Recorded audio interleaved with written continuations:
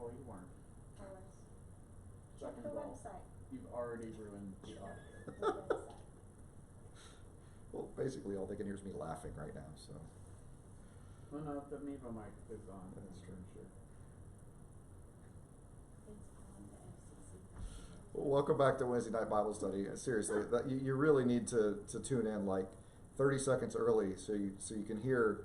Well, you won't hear Thomas say, "I'm about to make the mics go live," but you will hear Cindy start talking after Thomas does that, and then you'll hear Thomas chastise her for talking after he warned her to I'm not getting any not audio speak. from We're the not phone. getting any audio from the phone. I mean, it can hear you in the It's Mevo. not joined. That's why. Oh, that'd be why. Yeah, it's gone now. Try and add it. We'll see if we can't fix that. Okay, add it. Edit Yeah, see if you can add the input. Error. Wow. Here, I'll try running it again. I'm trying to connect to it. You're not going to now because I just closed the app. How about now? Yes. Is it open? It's open. Sorry, we're trying to get the audio right. It says Can it's they hear connecting. you if the audio's not right? The Mevo mic they can hear, but it's just not as good as it normally is. At least I assume you can hear. Yeah. So, It just is connecting. it's not connecting. It was fine right before we went live. That's really strange. Did you close the app on your phone or something? No, the app is open, as you can see. Huh. Searching for other devices. Maybe just take out the AirPods. Let me try one more time and see if Yeah. I can get it. I bet it's the AirPods. We tried to add something. Yeah, and it we ended did up try to breaking add it. something that. All right, I'll disconnect Daniel's AirPods and see what happens. I was grateful for Daniel to loan me the AirPods, but it looks as I though. bet it's confusing it. Tyler says the audio is okay there. Yeah, it's coming through the Mevo mic. I Yeah, think. we're just trying to get the source for it right. Yeah, so let me disconnect. We can edit this part out, I'm sure. I will We're take. live. We can't edit. We are. That's right. We'll edit And this the- part out of the and live tape, Tom. post, yeah, and the after. All right. Anyway, we'll just trust this audio to go because we aren't seeming to get a very good connection on the Mevo mic. I don't know what happened tonight. There's an error. Odd. Anywho, hi. Yeah. Not the smoothest of So beginnings, just- but are we just using the we're just Mevo? use the Mevo mic and turn it up a little bit if we need to. So, sorry about the audio issues. We're going to work through that. Gave folks a chance to join a little bit late. That's 2 minutes of Keystone Cops we can't get back, but that's all right. Tonight we are going to start looking at the Gospels. We've done a lot of introduction on this. I've been promising it for a little bit, but wanted to start with the Gospel of Mark. As I mentioned last week, I sort of accept the general consensus. Yeah? Steve says, can you hear me? I cannot hear Steve. No, that's not working. That's not how this works. I go with the general scholarly consensus that Mark is written first and served, at least in some form, as a source for some of the later Gospels.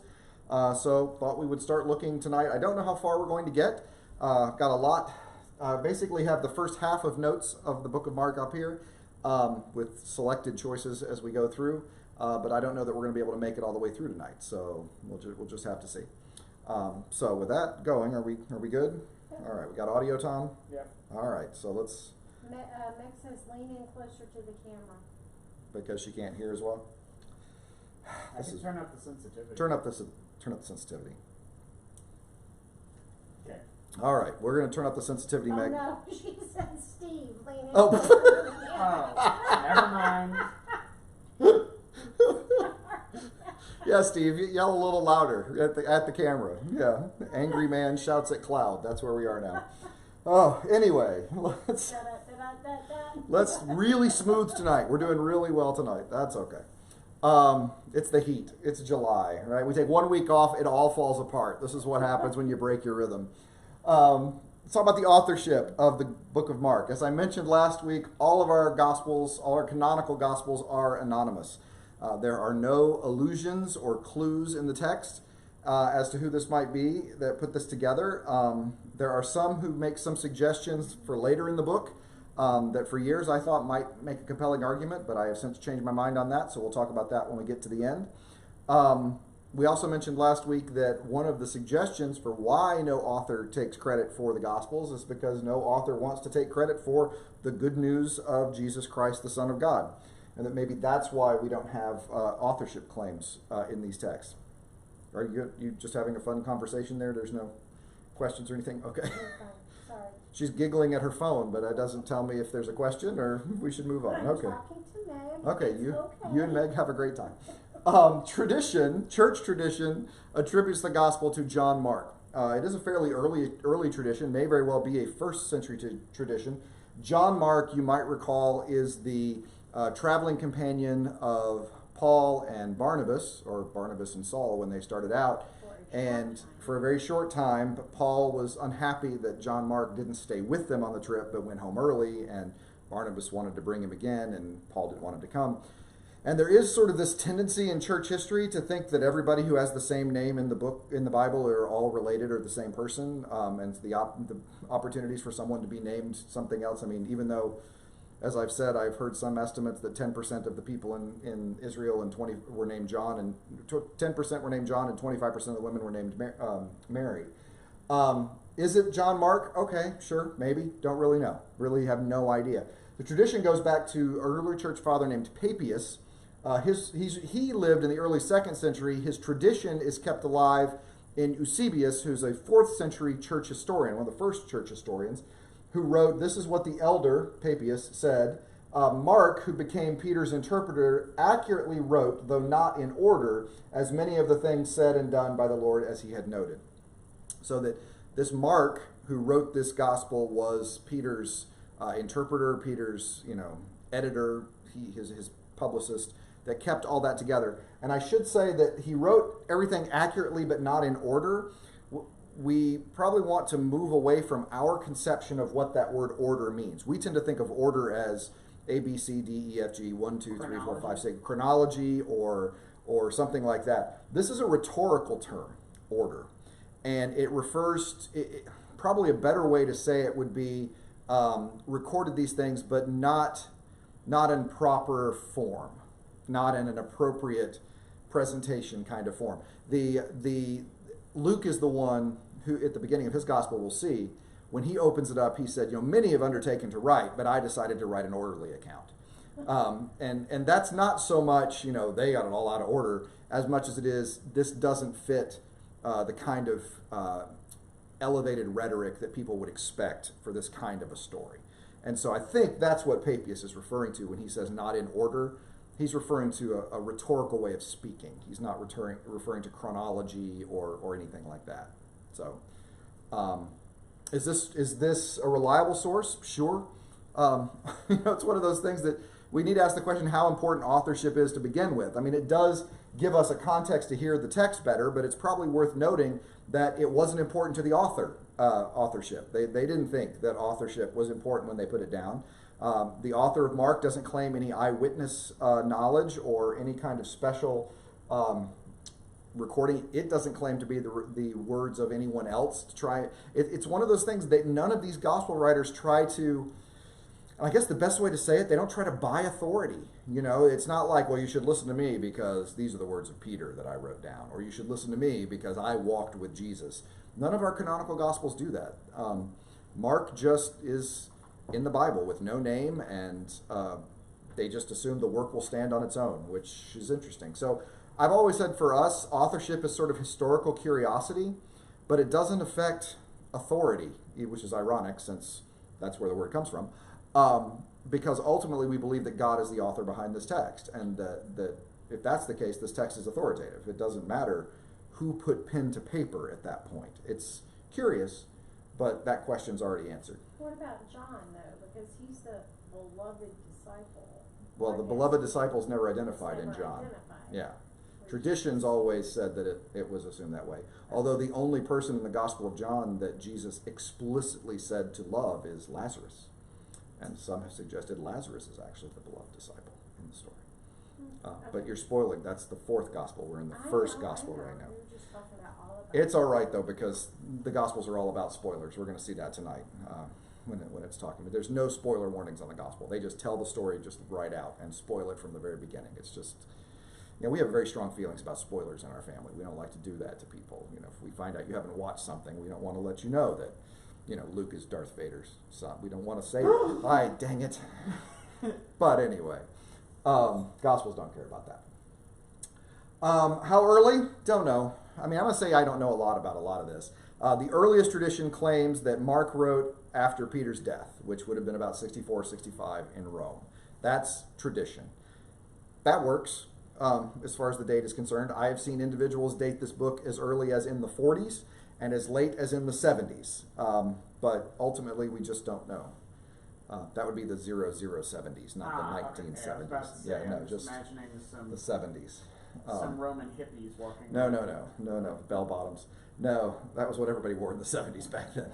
No, the 60s is traditional, and so that works for me. Like I said, the sort of mnemonic device I use, Mark is the 60s, Matthew's the 70s, Luke is the 80s, and John is the 90s. That works as good as anything on the dates on that. So, how are we? We good? Okay.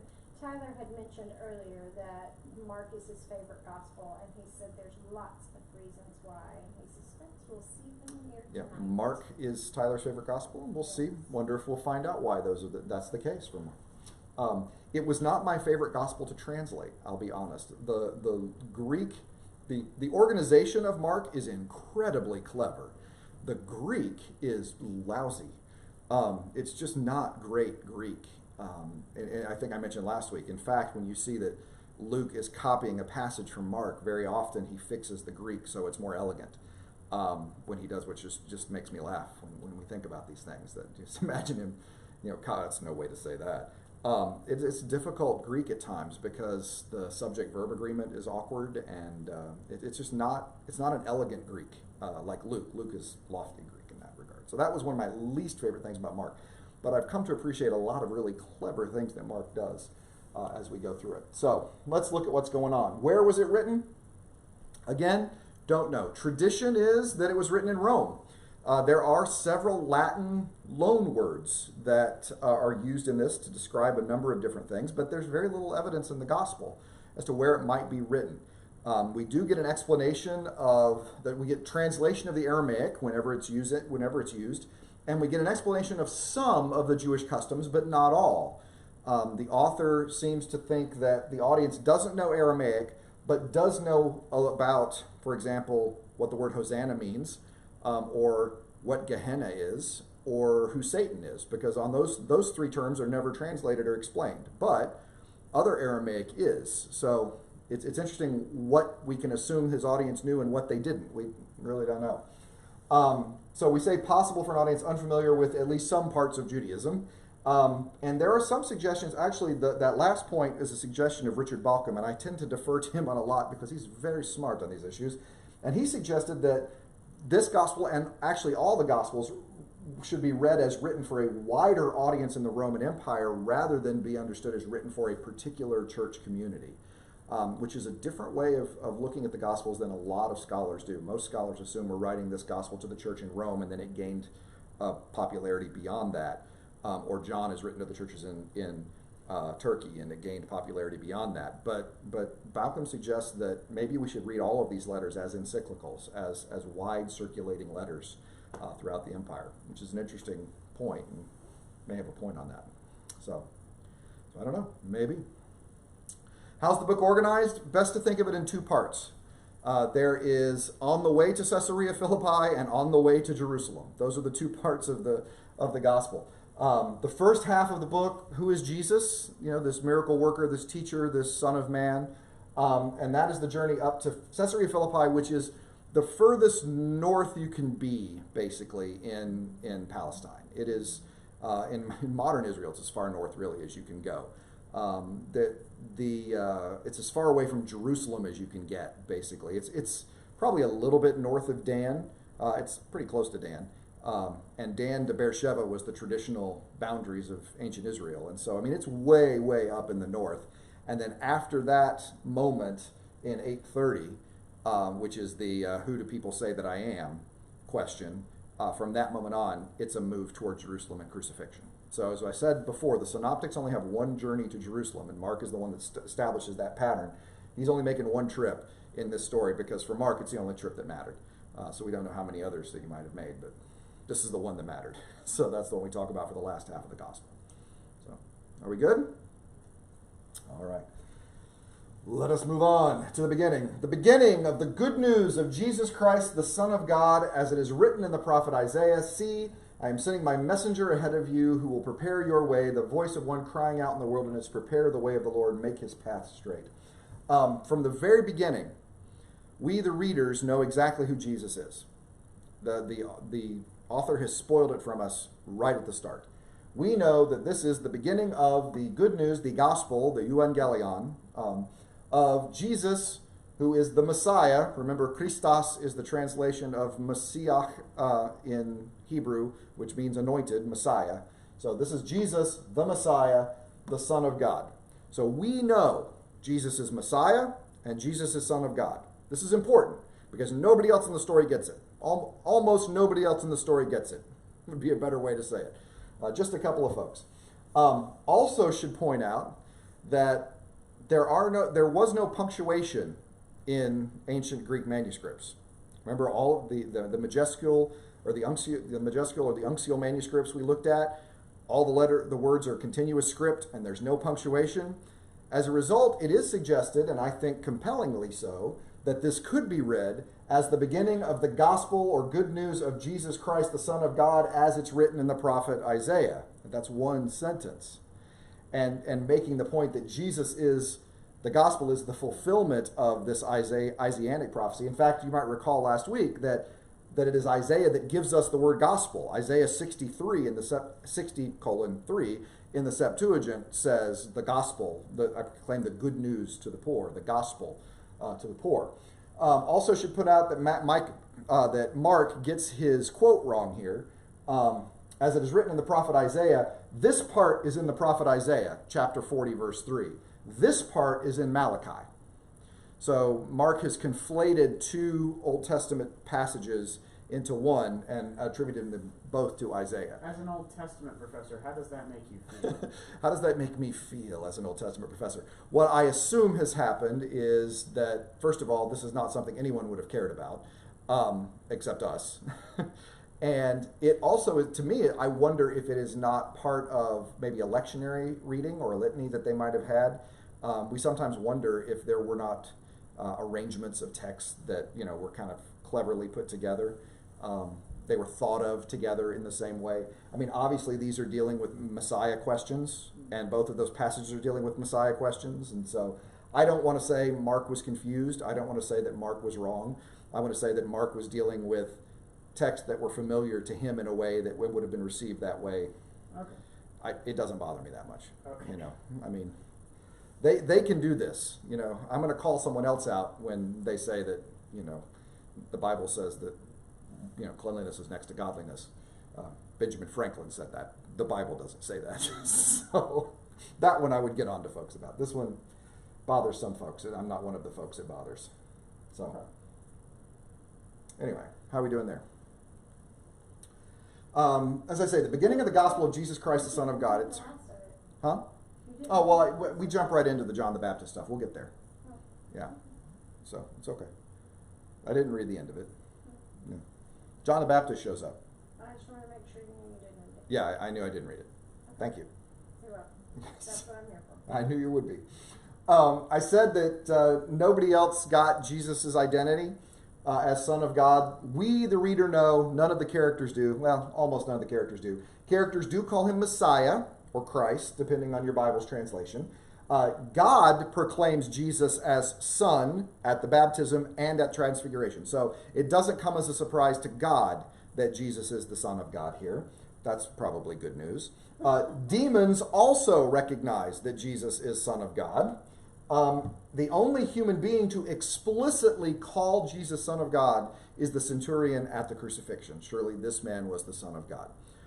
He is the only human being that explicitly makes that confession in the text, sort of. We have an implicit confession that I think is really, really interesting, and we'll talk about that one maybe tonight, maybe not, I don't know. But it is absolutely true that the Roman centurion makes the most startling confession of faith in this gospel. The disciples don't get it. His family doesn't get it. The religious establishment doesn't get it. His hometown doesn't get it. Nobody understands who Jesus is in Mark. And I will say in Mark, when you just read Mark, there is a little more friction between Jesus and the disciples in Mark than you get in other Gospels. Jesus is a little less patient with them. Several places in Mark, he will ask the question, are you still that dull? Do you still not understand? And the disciples can get a little snippy back with him.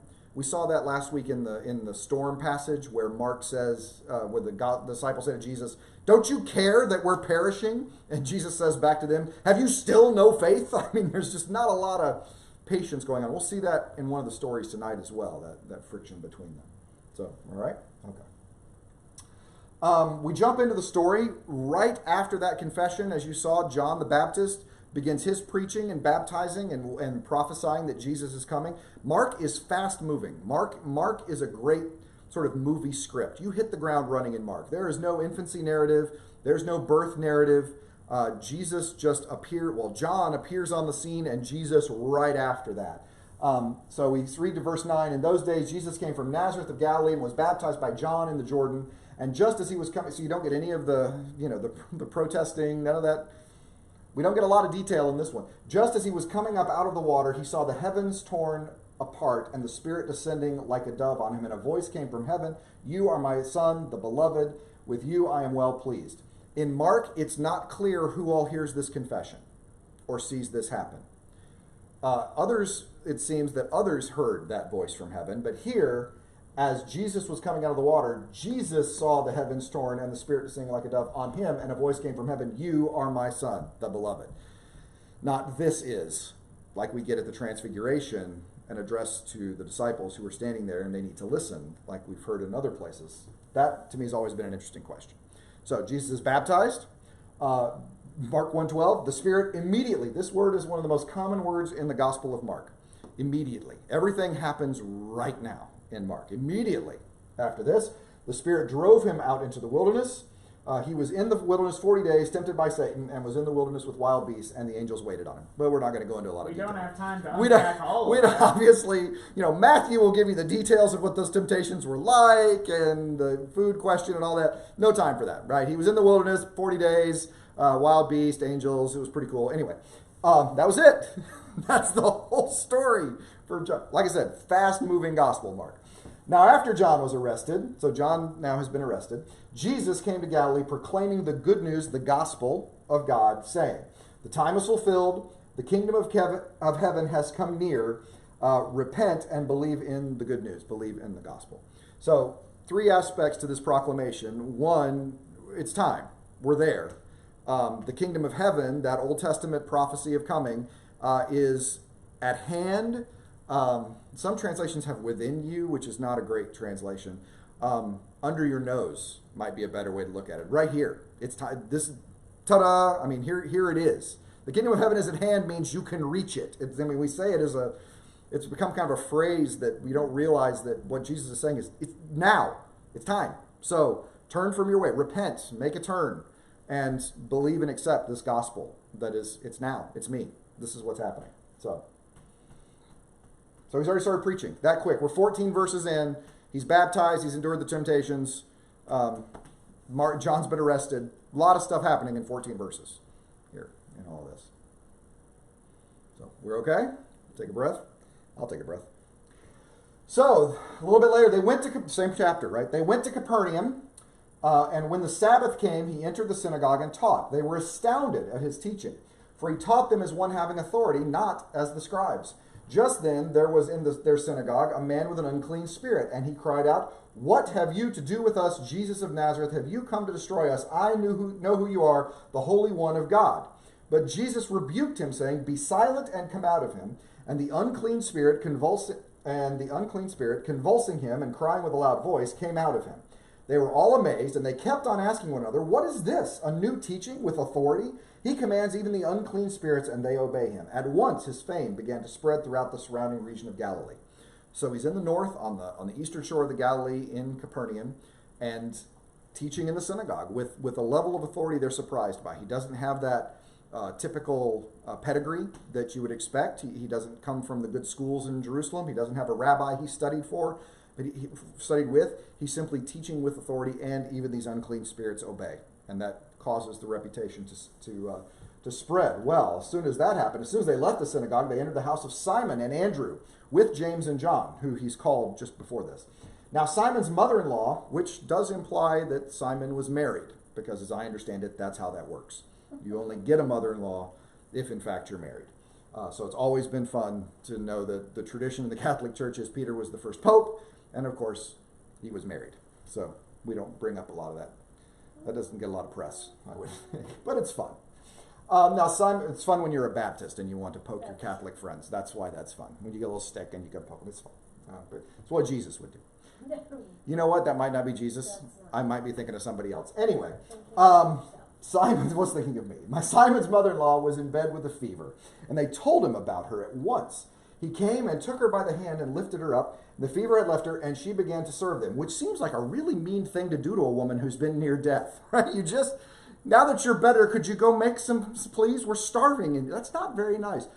What's going on here, and this is something we're going to miss because of our culture, she is being restored socially.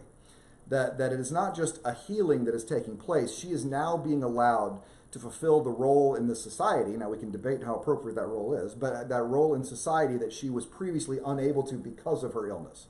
So she is being restored to physical health. She's also being restored socially in this as well. That's an important part of the gospel message in Mark, is this restoration of people who have been outcast socially. We're going to see that a lot tonight as well. So, good? Then I put this part in here because I made an observation that my dear friend and former podcast partner, Mike McKeever, thought was brilliant. And so since I made something that Mike was willing to concede was brilliant, I felt like I needed to draw attention to that, to pat myself on the back and spike the football, if that's so okay. humble. I am. Hey, my humility is one of the best things. Maybe not. Anyway, that evening at sundown, they so that's now it's the evening after the Sabbath, right? So it's Saturday night at this point. Friday night was Sabbath. He's taught in the synagogue. That evening at sundown, they brought to him all who were sick or possessed with demons, and the whole city was gathered around the door, and he cured many who were sick with various diseases and cast out many demons, and he would not permit the demons to speak because they knew him. Interesting. We'll talk about that in a minute. In the morning, so Sunday morning, while it was still very dark, he got up and went out to a deserted place, and there he prayed. And Simon and his companions hunted for him. When they found him, they said to him, "Everyone is searching for you." I just mentioned to Mike has talked about in Mark how there's a lot of foreshadowing of what's coming later on. And I said to Mike, well, then isn't it interesting that very early before the dark on Sunday morning, Jesus goes missing and everyone goes searching for him, which, of course, you might recall later on in the gospel, Sunday morning has an important, I don't want to spoil anything for anybody, but Easter Sunday morning before Jesus goes missing and everybody goes searching for him at the same time. I get it. Good. I'm glad. Thomas finally. You just had to walk in there. Hey. Anyway, that he said, "Let's go to the neighboring town, so I might proclaim the message there also." And he went throughout Galilee, proclaiming the message in the synagogues, and still casting out demons. So we don't get a lot of detail on the healings, but there's a lot of healings taking place.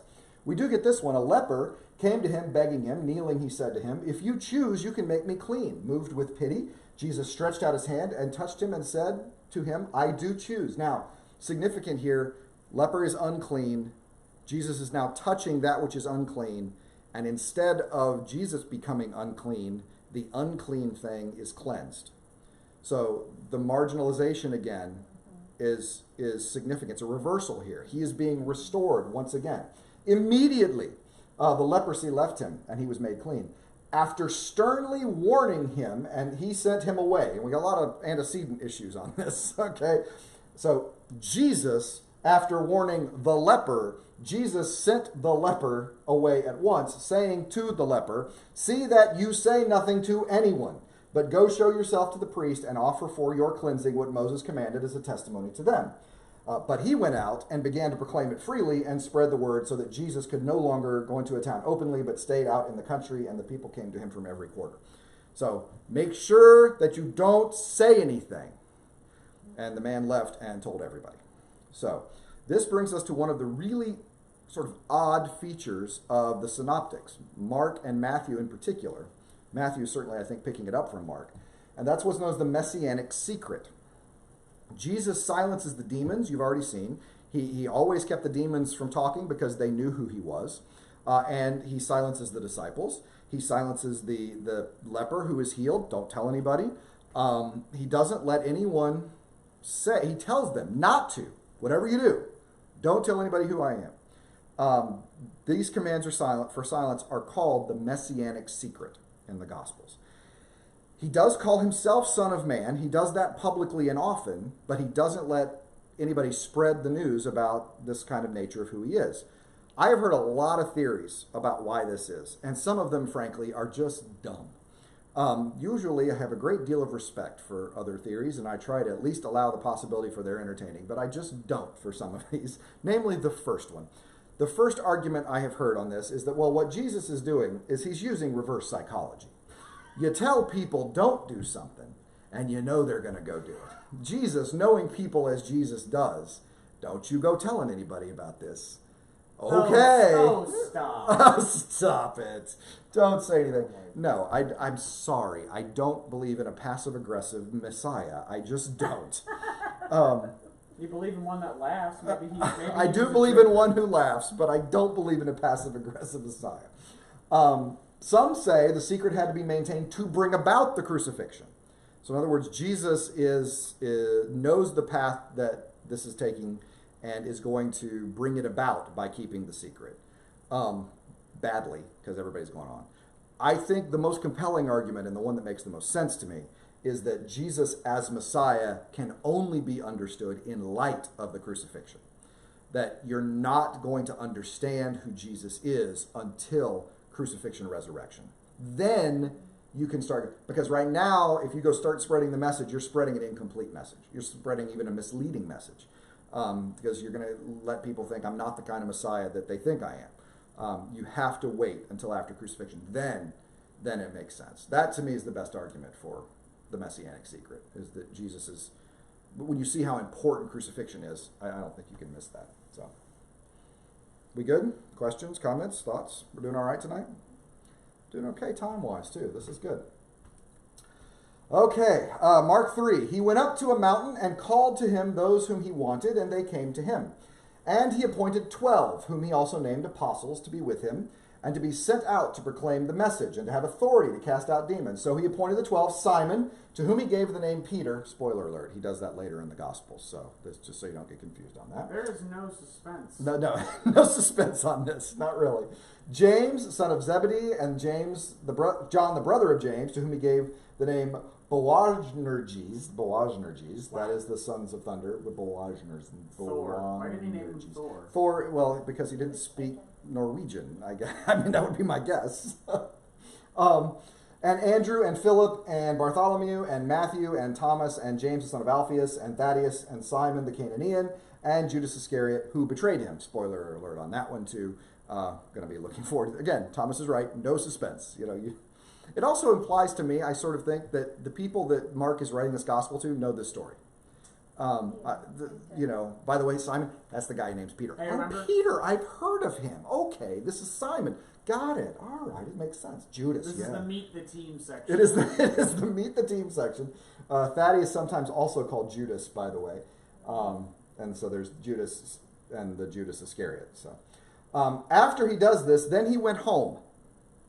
And the crowd came together, so they could not even eat. When his family heard it, they went out to restrain him, for people were saying he has gone out of his mind. That's the kind of support that Jesus got from the family. They thought he was nuts, so they needed to restrain him because people were saying he was crazy. So they don't get it in Mark. And the scribes who came down from Jerusalem said, he has Beelzebul.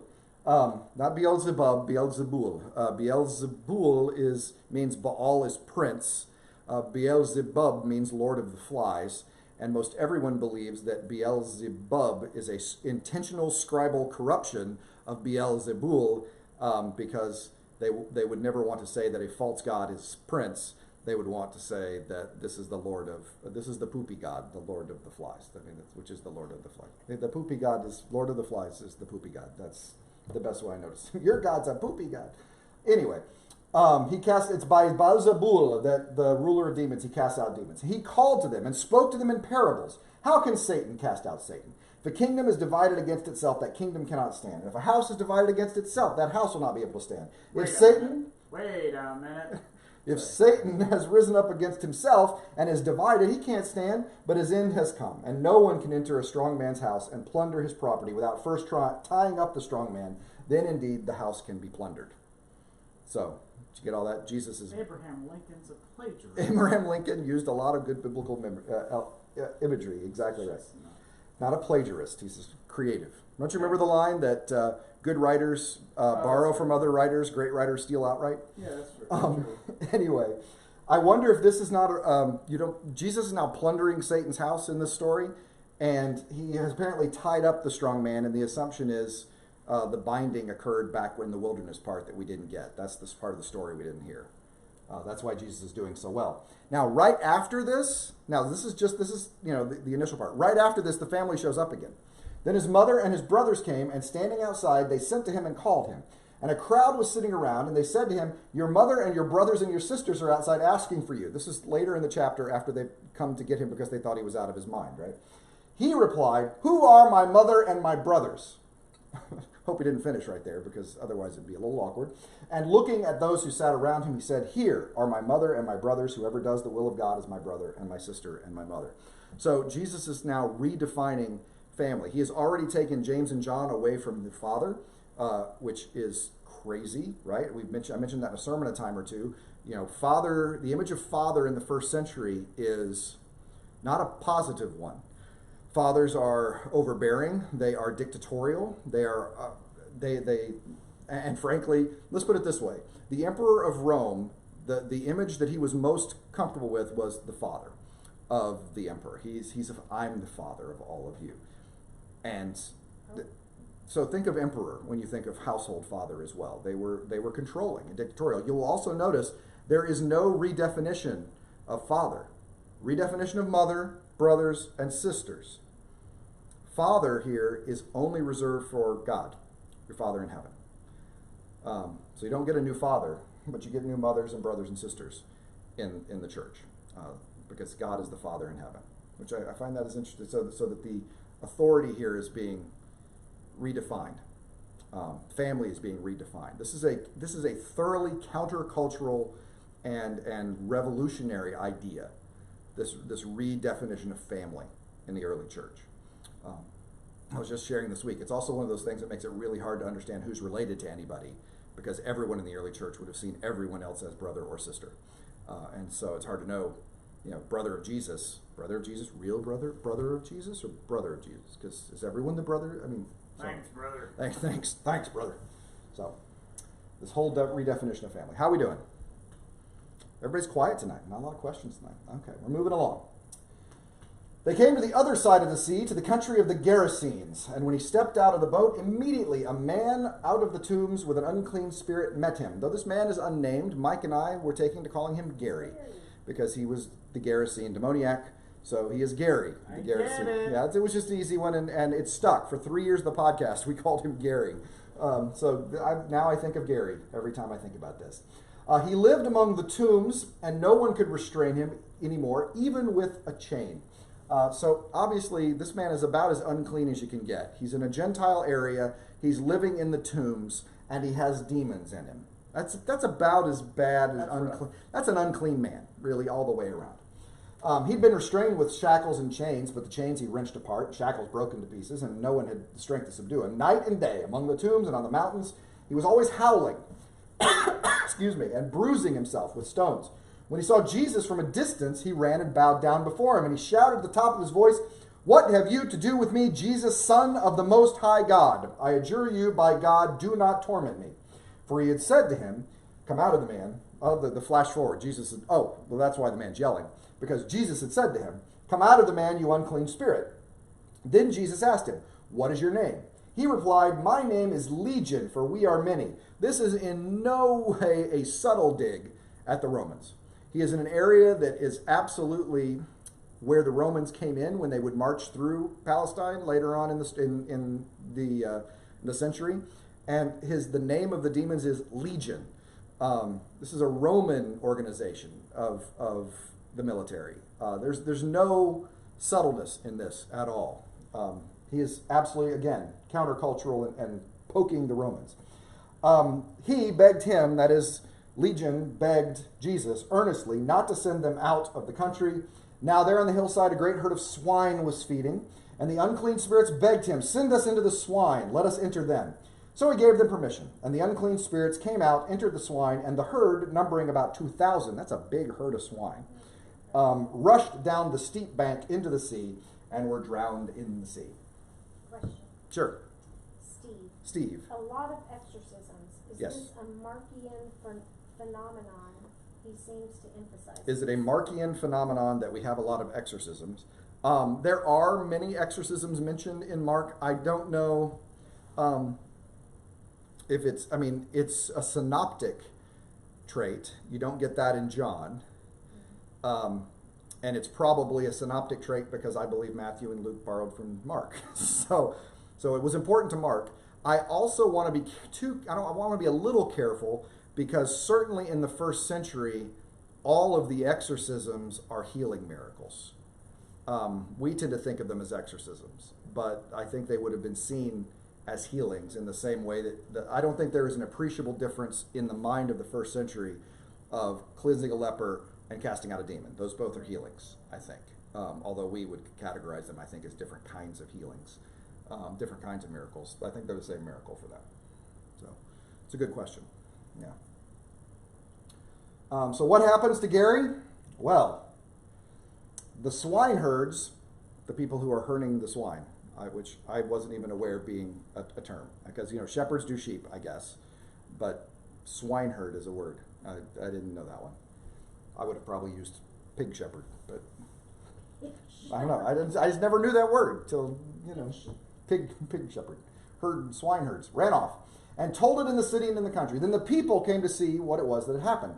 They came to Jesus and saw the demoniac sitting there, clothed and in his right mind, implying he's been naked and breaking all these chains and running around through the tombs.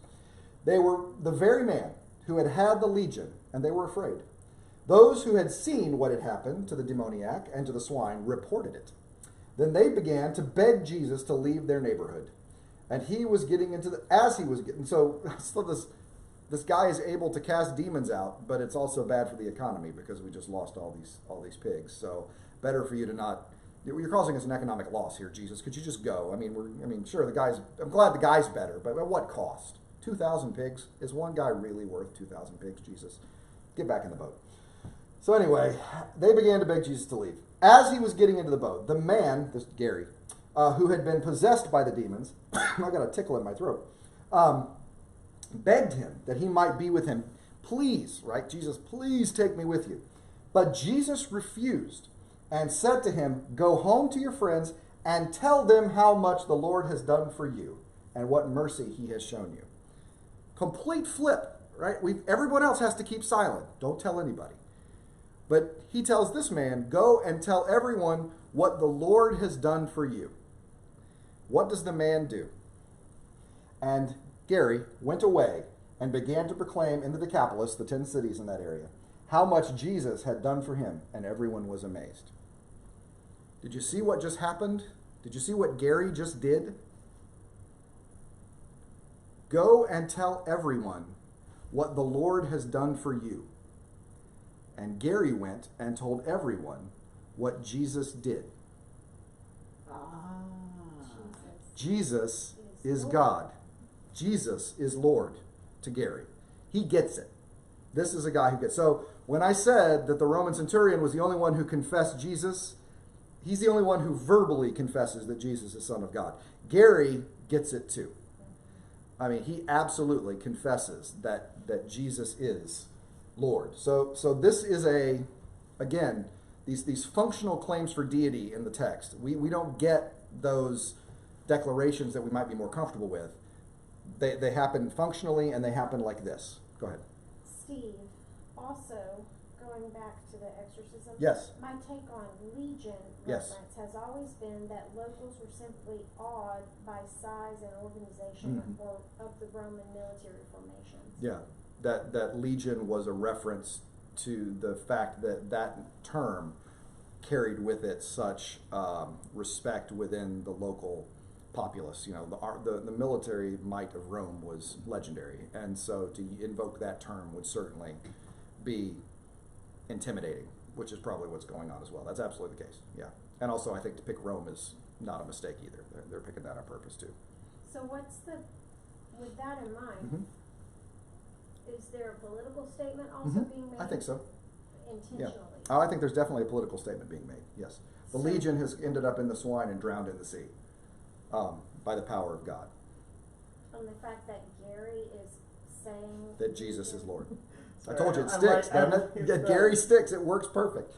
Yeah, and Gary's making, and it's a private, a private miracle that becomes public. And that's about to be inverted in a second, where we get a public miracle that becomes private. So I'm going to step over here and get a drink real quick. So I left my beverage off to the side. That sponsorship's still out there. Mm-hmm. Still looking for sponsorship opportunities. Yeah. So. Indulgences. So anything, and we're good? Okay. Let's look at one more story. This one's pretty famous too. When Jesus crossed again in the boat to the other side, a great crowd gathered around him, and he was by the sea. Then one of the leaders of the synagogue, named Jairus, came and, when he saw him, fell at his feet and begged him repeatedly, "My little daughter is at the point of death. Come and lay your hands on her, that she may be made well and live." So he went with him. Big crowd that's gathered. Jairus comes and asks. So a large crowd followed him and pressed in on him. Now there was a woman who'd been suffering from hemorrhages for 12 years. This is a very common Markan tactic. Sometimes people call them Markan sandwiches. Because what happens is Mark starts telling one story, then in the middle of that story you get another story, and then you get the conclusion of the story at the bottom of that. He also tells parables that way. So you get a parable, and then another parable, and then the interpretation of the first parable that comes a little bit later. So sometimes ABA kind of stories, you see this with the Markan sandwich. This is a classic Markan sandwich, right? Jairus, come here, heal my little daughter. Okay, on the way there, this woman who'd been suffering from hemorrhages for 12 years. Woman suffering from hemorrhages for 12 years means she cannot go to the synagogue. She is a societal outcast. She has no wealth. She has no position in society. She is again, marginalized, on the edge. She'd endured much under many physicians, spent all that she had, and she was no better, but rather grew worse. So she had heard about Jesus and came up behind him in the crowd and touched his cloak.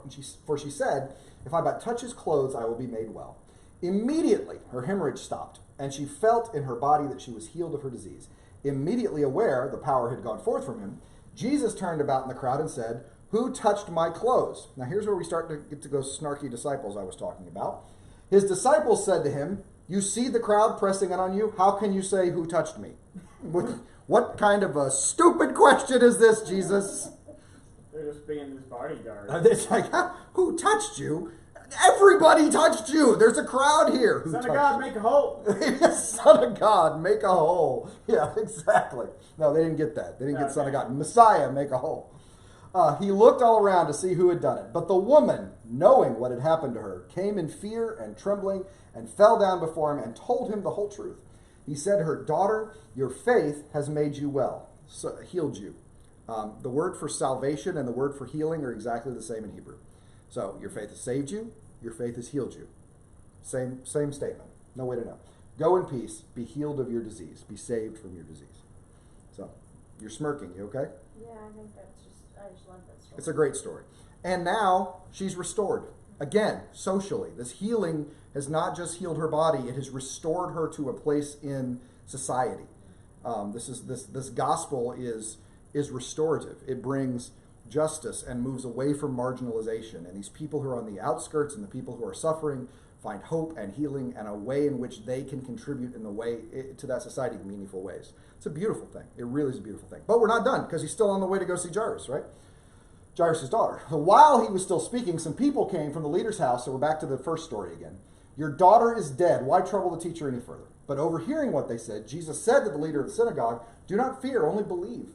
He allowed no one to follow except Peter, James, and John, the brother of James. So now what has happened? This very public healing is now come down to a very private healing that has come. It's just this beautiful inversion that Mark is doing here, where we had a private healing that became a big deal, and now we have this big deal that's become a private heal. This is just cool to me. When they came to the house, the leader of the synagogue, he saw a commotion, people weeping and wailing loudly. When he'd entered, he said to them, "Why do you make a commotion and weep? The child's not dead, but sleeping." And they laughed at him. Then he put them all outside, took the child's father and mother and those who were with him, and went in where the child was. He took her by the hand and said to her, "Talitha cum," which means, "Little girl, get up." And immediately the girl got up and began to walk about. She was 12 years of age.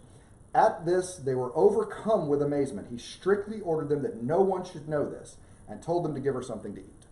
So, it's beautiful restoration. By the way, pay attention to this. He speaks Aramaic and a miracle happens. This is going to be significant for next week. I think next week. We'll see. Maybe the week after. 2 or 3 weeks from now. It'll be very important. So he speaks Aramaic and the person is healed. A miracle actually happens. Really cool. Anything we want to talk about there anymore? Good. So he left that place and came to his hometown. And his disciples followed him. On the Sabbath, he began to teach in the synagogue, and many who heard him were astounded.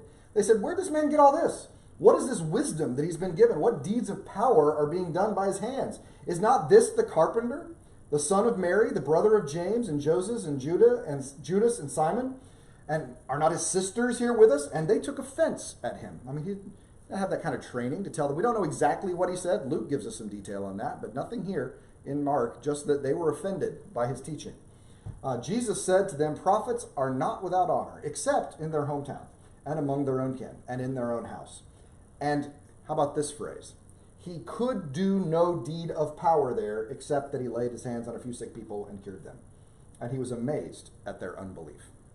This is absolutely the appropriate translation. If anything, it's toned down.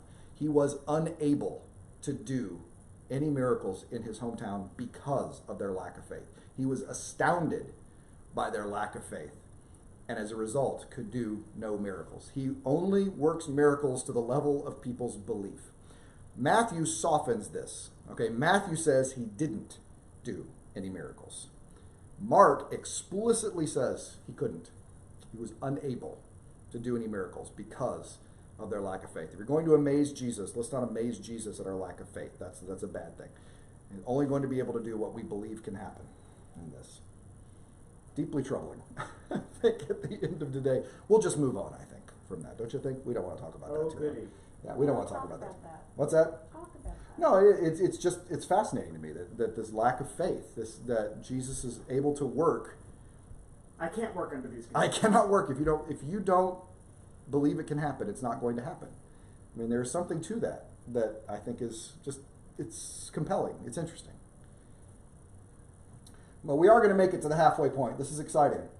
Jesus went on with his disciples to the villages of Caesarea Philippi, again, as far north as you can get. And on the way, he asked his disciples, "Who do people say that I am?" They answered him, "John the Baptist, others Elijah," John's dead at this point, "others Elijah, still others one of the prophets." He asked them, "But who do you say that I am?" Peter answered him, "You are the Christ, you are the Messiah." Now you notice in Mark, "You are the Messiah," period.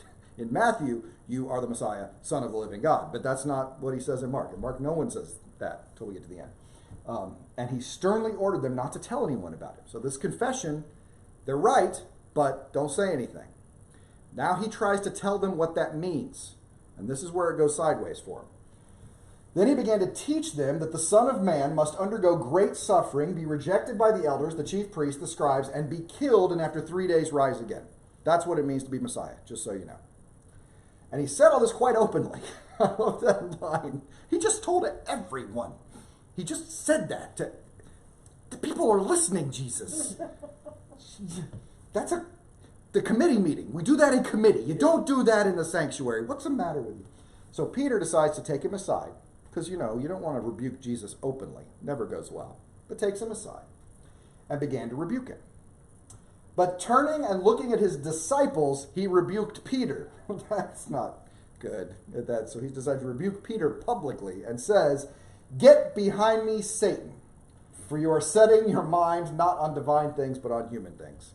So in an M. Night Shyamalan twist no one saw coming, Peter is actually Satan. I mean, that's quite a surprise. No, what does this mean? Well, it means that Peter is very well-meaning, very well-intentioned, and I think responding from a perspective of human things that makes complete sense. The Messiah doesn't get crucified. The Messiah doesn't get rejected. The Messiah is celebrated. And look, yeah, you've had some setbacks, Jesus. Some people don't like you, but you're just being negative. You'll be fine, okay? You've got us with you. Don't share openly all this negative stuff. It's going to be okay. Messiah doesn't let that happen. He's really trying to encourage Jesus. And Jesus decides to publicly make the point, that's not what I just said. That is not at all what I just said. I just said this is what happens to the Son of Man. And you need to adjust to that. You need to expect that because that's what's coming. And from here on, that's what's coming. He's on his way down there. So he called the crowd with his disciples and said, if any want to become my followers, let them deny themselves, take up their cross, shameful, humiliating way of dying, cruel way of dying, maybe the cruelest death that people have ever devised. Take that up, embrace that stigma of cross, and follow me. For those who want to save their life will lose it. Those who lose it for my life lose their life for my sake, and for the sake of the gospel will save it. What will it profit them to gain the whole world and forfeit their life? Indeed, what can they give in return for their life? Those who are ashamed of me and of my words in this adulterous and sinful generation, of them the Son of Man will also be ashamed when he comes in the glory of his Father with holy angels. So making that point, you absolutely cannot be thinking about this the way you've always thought about this. The world is being turned upside down. We're doing this a completely different way than you're expecting. So you just got to expect that. That you don't know what's happening. So how about that? I got there. I was wondering if I would. Thank you. So how are we doing? Questions, comments? Not yet. Good. They're not quite caught up. Okay. Well, let me say while we're waiting to wrap this up that on Sunday we will begin our book study with Monica Leek, the Ibram Kendi book, Sunday night. That's right, at 7 p.m. It's going to be a great opportunity to listen. It really is going to be, I think, more of a listening session. We don't realize the ways in which we are not part of a community until we take the time to listen to individuals from that community. And this book is exceptionally valuable in that regard to hear sort of the way things, the way life is perceived from someone who's had a very different life experience. And so I think will be valuable in that regard. That'll be a Zoom study, so we'll want to make sure and look at your weekly this week. I will have I'll write in the weekly this week, give you the title of the book.